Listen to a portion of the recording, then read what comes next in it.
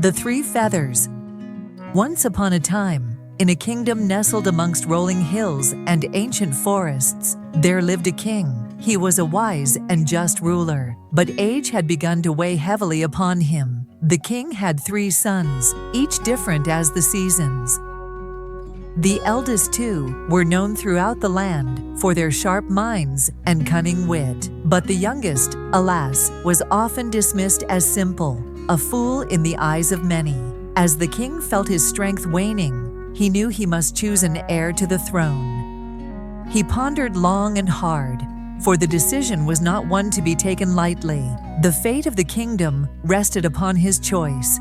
He resolved to set a challenge, a test that would reveal the true worth of each of his sons. The king summoned his sons to the grand hall. Before them, he declared his decree. The son who could bring him the most beautiful carpet would be named his heir. The brothers exchanged glances, a mixture of anticipation and rivalry in their eyes. To make the challenge fair, the king took 3 feathers from a magnificent golden bird. He blew them into the air, each feather drifting in a different direction. "Follow where the feather leads," he commanded, "and may fortune favor the most deserving." The 2 elder brothers, confident in their abilities, wasted no time. They set off with purpose, eager to find the finest carpets in the land. They were certain that the fool, their younger brother, would surely fail. The youngest son, however, watched his feather float gently to the ground, landing near a hidden hatch. Curious, he lifted the hatch and found a dark, winding passage leading downwards. With a deep breath, he descended into the unknown. At the bottom of the passage, he found himself in a strange and wondrous kingdom. Before him sat a large fat toad, surrounded by a court of smaller toads. The fool approached the toad with respect, explaining his quest. To his surprise, the fat toad smiled, and with a wave of her webbed hand, commanded her servants. They brought forth a carpet of unparalleled beauty, woven with threads of gold and shimmering with jewels. The fool was astonished. Returning to the castle, the fool presented the magnificent carpet to his father. The king was speechless, for he had never seen such artistry. The carpets brought by the elder brothers paled in comparison, rough and uninspired. The king acknowledged the fool's superior carpet, but he was not yet ready to make his final decision. The king, though impressed, decided to test his sons further. He announced a new challenge. The son who could bring him the most beautiful ring would be the one he truly favored. The brothers braced themselves for another quest. Once again, the king released the 3 feathers into the air. They danced and twirled, each leading in a different direction. The sons watched intently, ready to follow their feathered guides. The older brothers, growing impatient, scoffed at the fool's chances. They were determined to outdo him this time, quickly seeking out jewelers and merchants. They found rings of considerable value, but nothing truly exceptional. The fool, remembering the kindness of the fat toad, returned to the hidden passage. He descended once more into the toad's kingdom, hoping for her assistance. He explained the new challenge, his voice filled with hope. The fat toad, with a knowing smile, summoned her servants again.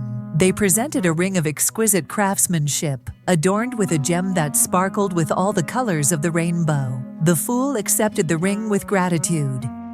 Back at the castle, the fool presented the ring to his father. The king was mesmerized by its beauty, its brilliance surpassing anything he had ever seen. The rings brought by the elder brothers were mere trinkets in comparison. The king declared that based on the ring, the fool was the rightful heir. Still hesitant to fully commit, the king devised one final challenge. He declared that the son who could bring home the most beautiful wife would be the one to inherit the throne. This was the ultimate test, one that would surely reveal the true character of each son. For the 3rd time, the king released the 3 feathers into the air. They floated and twirled, each leading the sons on a separate path. The fate of the kingdom hung in the balance, dependent on the outcome of this final quest.